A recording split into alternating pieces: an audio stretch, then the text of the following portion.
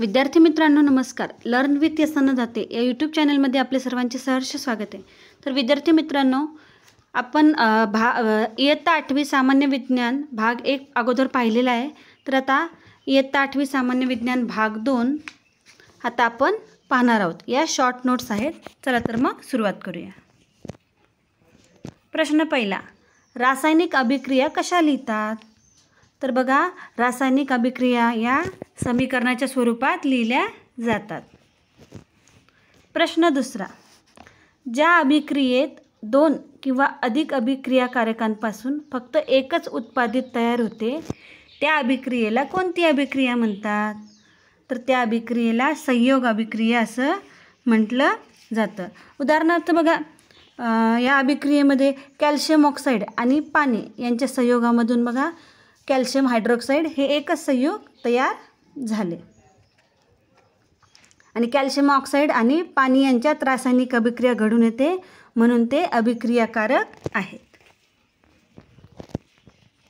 प्रश्न तिसरा, अपघटन अभिक्रिया म्हणजे काय? तर बघा विद्यार्थी मित्रांनो, ज्या अभिक्रियेमध्ये एका पदार्थाची अपघटन होऊन त्यापासून 2 किंवा अधिक उत्पादिते मिळतात त्या अभिक्रियेला अपघटन अभिक्रिया असं म्हटलं जातं.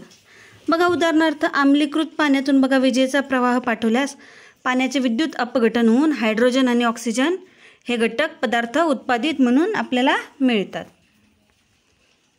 प्रश्न चौथा, रासायनिक अभिक्रियाचा वेग वाढवण्यासाठी कोणते घटक कारणीभूत ठरतात? तर रासायनिक अभिक्रियाचा वेग वाढवण्यासाठी बघा आकार, तापमान, संहती आणि उत्प्रेरक हे घटक कारणीभूत ठरतात.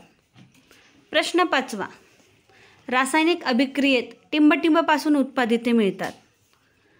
तर रासायनिक अभिक्रियेमध्ये अभिक्रियाकारकांपासून उत्पादिते मिळतात.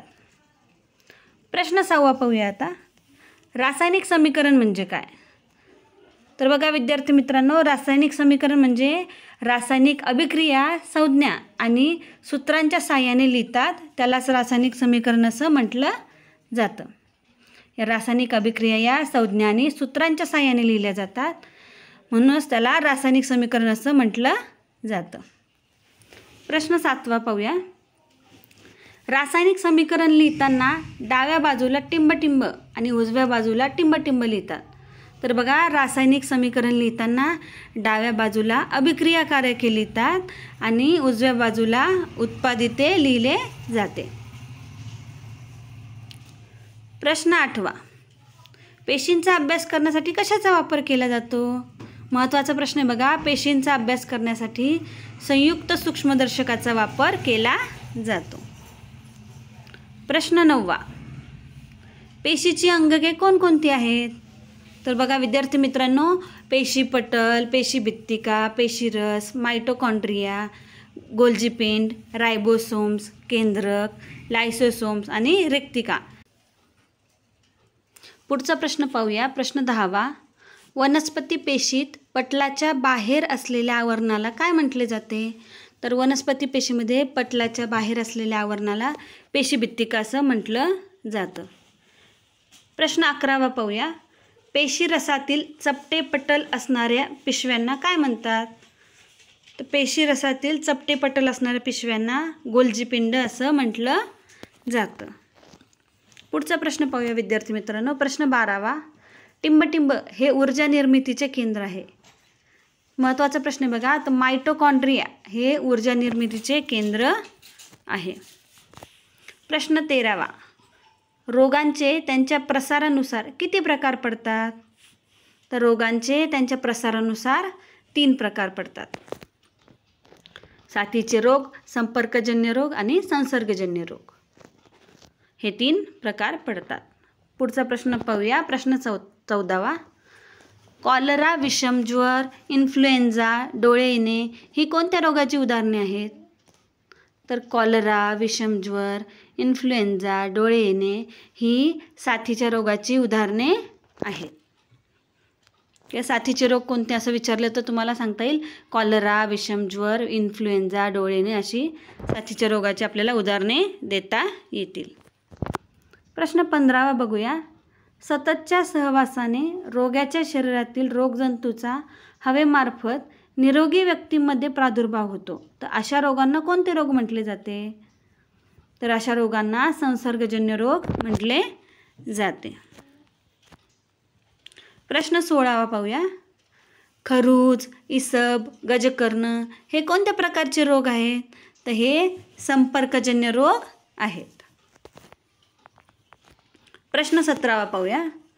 पोलिओ या रोगाच्या प्रसाराची कारणे कोणती आहेत? किंवा पोलिओ हा रोग कशामुळे पसरतो? तर दूषित पाणी, अन्न किंवा हवेतील विषाणू यामुळे पोलिओ या रोगाचे प्रसार होतो. प्रश्न 18वा पाहूया. एडवर्ड जेन्नर यांनी कोणत्या रोगाची लस शोधून काढली? महत्त्वाचा प्रश्न बघा, विचारला जाऊ शकतो. एडवर्ड जेन्नर यांनी देवी या रोगाची लस शोधून काढली. प्रश्न 19वा.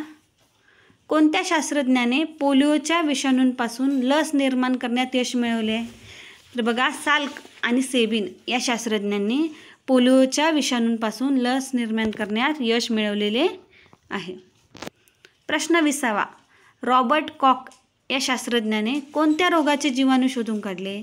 तर रॉबर्ट कॉक या शास्त्रज्ञाने क्षयरोगाचे जीवाणू शोधून काढलेले आहेत. WHO चे विस्तारित रूप काय आहे? तर वर्ल्ड हेल्थ ऑर्गनायझेशन हे WHO चे विस्तारित रूप आहे. पुढचा प्रश्न पाहूया 22वा.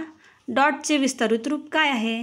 तर डॉटचे विस्तारित रूप हे डायरेक्ट ऑब्झर्वेशन ट्रीटमेंट हे डॉटचे विस्तारित रूप आहे आणि ही ट्रीटमेंट क्षयरोग्यांसाठी दिली जाते. प्रश्न पुढचा पाहूया 23वा. रेबीज हा रोग कोणत्या प्रकारचे प्राणी चावल्याने होतो? तर बघा, पिसाळलेला कुत्रा, माकड, मांजर आणि ससा असे प्राणी चावल्याने आपल्याला रेबीज हा रोग होतो. प्रश्न 24वा बघूया. क्षयरोग निर्मूलन कार्यक्रम कोणामार्फत राबवला जातो?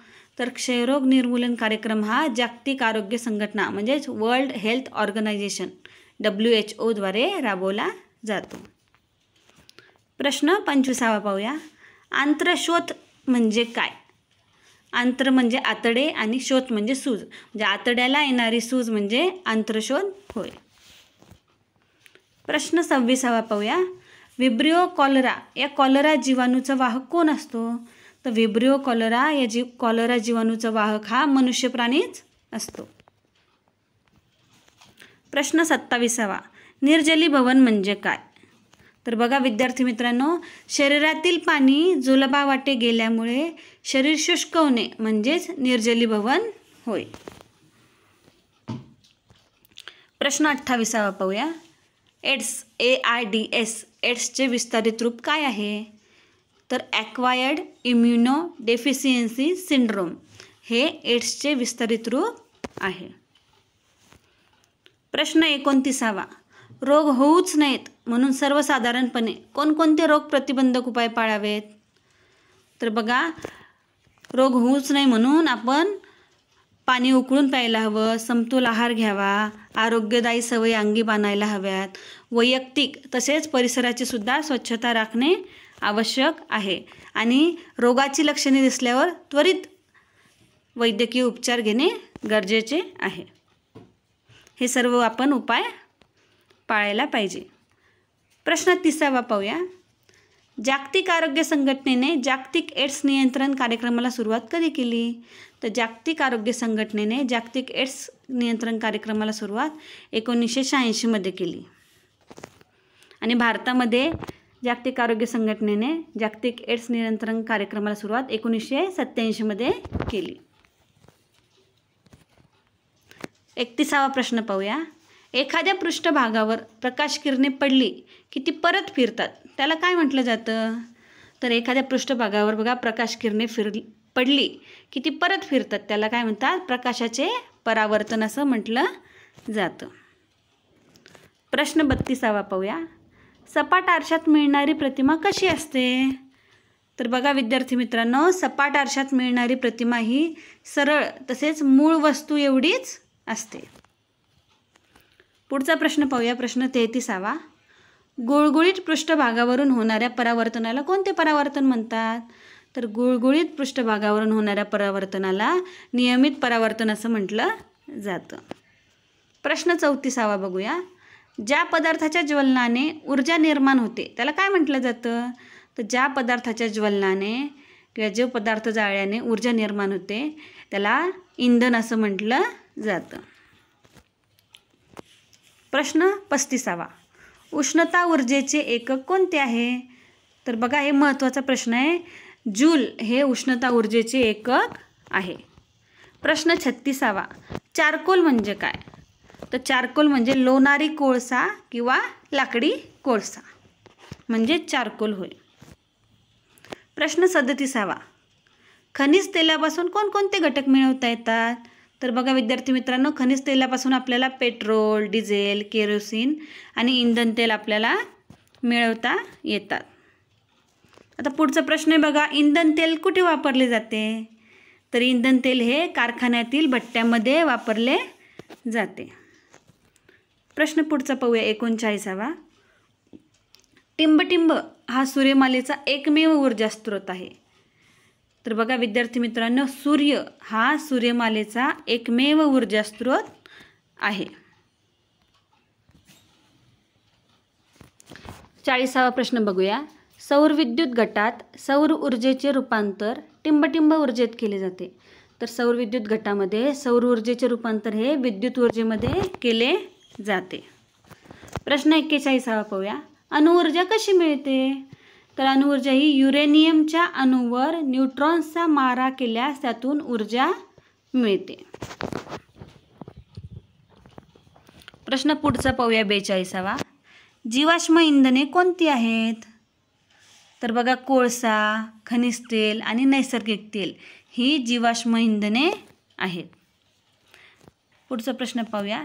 लेक लॅन्शे विद्युत गट कोणी तयार केला? तर लेक लॅन्शे या फ्रेंच शास्त्रज्ञाने 1866 लेक लॅन्शे विद्युत गट तयार केला. प्रश्न 44. कोरडा विद्युत गटाचा वापर कोठे केला जातो? तर कोरड्या विद्युत गटाचा वापर बघा विद्युत खेळणे, विजेरी, ट्रान्झिस्टर यामध्ये केला जातो. पुढचा प्रश्न पाहूया 45. बटन सेल म्हणजे काय? तर बघा, बटन सेल म्हणजे गुंडीच्या आकाराचा एक घट आहे आणि त्याचा वापर घड्याळ, विद्युत खेळणी, कॅमेरा, कॅल्क्युलेटर यामध्ये केला जातो. म्हणजे छोटे छोटे गुंडीच्या आकाराचे सेल असतात बघा ते. पुढचा प्रश्न पाहूया 46. विद्युत वाहक म्हणजे काय? तर बघा विद्यार्थी मित्रांनो, ज्या पदार्थामधून विद्युत प्रवाह वाहू शकतो त्यांना विद्युत वाहक असं म्हटलं जातं. उदाहरणार्थ बघा, तांबे, लोखंड, ॲल्युमिनियम हे या धातूंमधून विद्युत प्रवाह वाहू शकतो म्हणून त्यांना विद्युत वाहक असं म्हटलं जातं. प्रश्न 47. ज्या पदार्थातून विद्युत प्रवाह वाहू शकत नाही त्यांना काय म्हटलं जातं? तर ज्या पदार्थातून विद्युत प्रवाह वाहू शकत नाही त्यांना विद्युत रोधक असं म्हटलं जातं. उदाहरणार्थ बघा, रबर, लाकूड, कापड या पदार्थामधून विद्युत प्रवाह वाहू शकत नाही म्हणून त्यांना विद्युत रोधक असं म्हटलं जातं.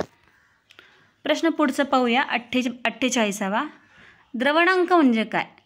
तर ज्या तापमानावर एखाद्या पदार्थाचे स्थायूतून द्रवात अवस्थांतर होते त्याला त्या पदार्थाचा द्रवणांक असं म्हटलं जातं. तर पदार्थाचं बर्फाचा द्रवणांक बघा 0° आहे. पुढचं पाहूया 49 प्रश्न. ऊर्ध्वपातन म्हणजे काय?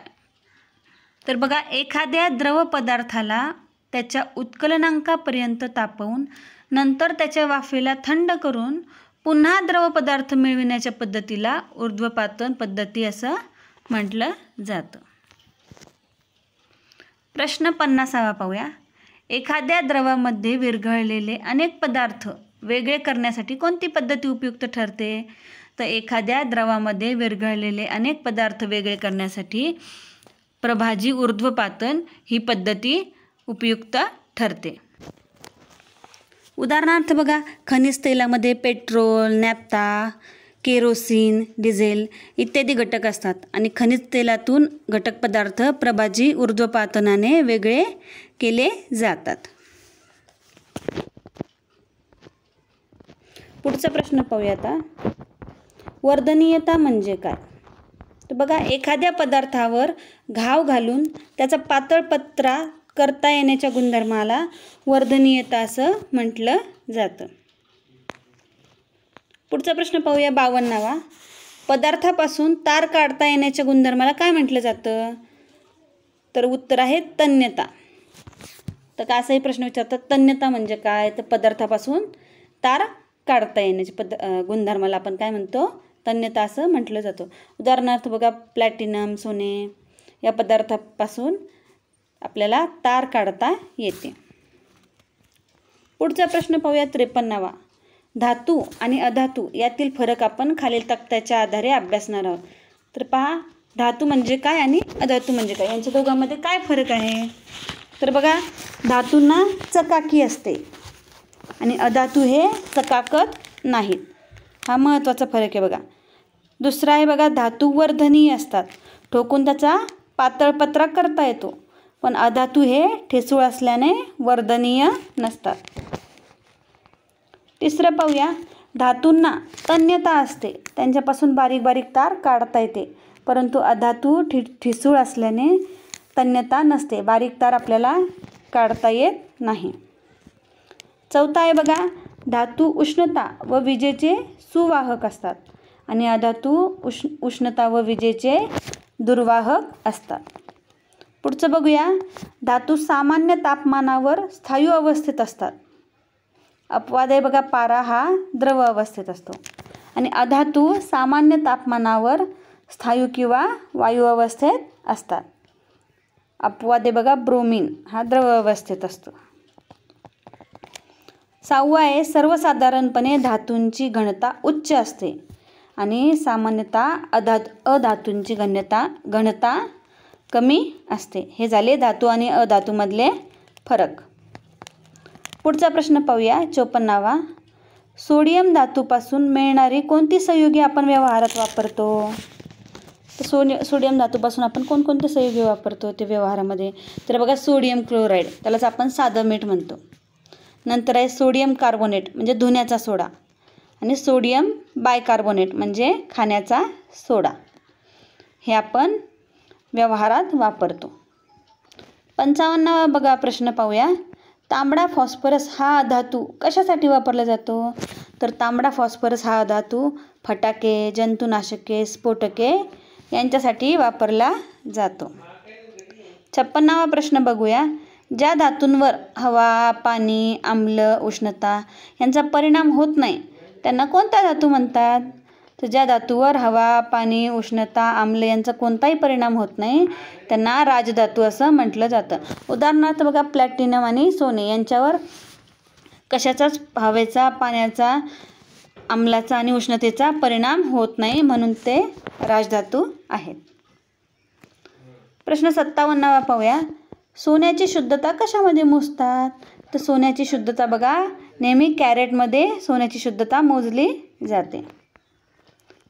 प्रश्न 58वा. दागिने तयार करण्यासाठी साधारणपणे किती कॅरेट सोने वापरतात?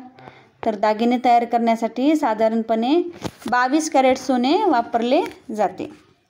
24 कॅरेट सोने वापरत नाही. 59वा प्रश्न पाहूया. धातूंचे गुणधर्म कोणकोणते आहेत? तर आहेत चकाकी, वर्धनीयता, तन्यता, सुवाहकता. हे आपण त्या धातू अधातूच्या फरकांमध्ये हे गुणधर्म आपण पाहिलेले आहेत. प्रश्न 60वा बघूया. अधातू हे सामान्यपणे ठिसूळ असतात आणि ते उष्णतेचे आणि विजेचे दुर्वाहक असतात. हे आपण धातू अधातूच्या फरकामध्ये हा मुद्दा पण पाहिलेला आहे. विद्यार्थी मित्रांनो, आता आपण याच इयत्ता 8वीचा भाग 3 पण काढणार आहोत. तर तोपर्यंत हा भाग 2 पाहून घ्या आणि व्हिडिओ आवडल्यास लाईक, शेअर आणि सबस्क्राईब करा. धन्यवाद.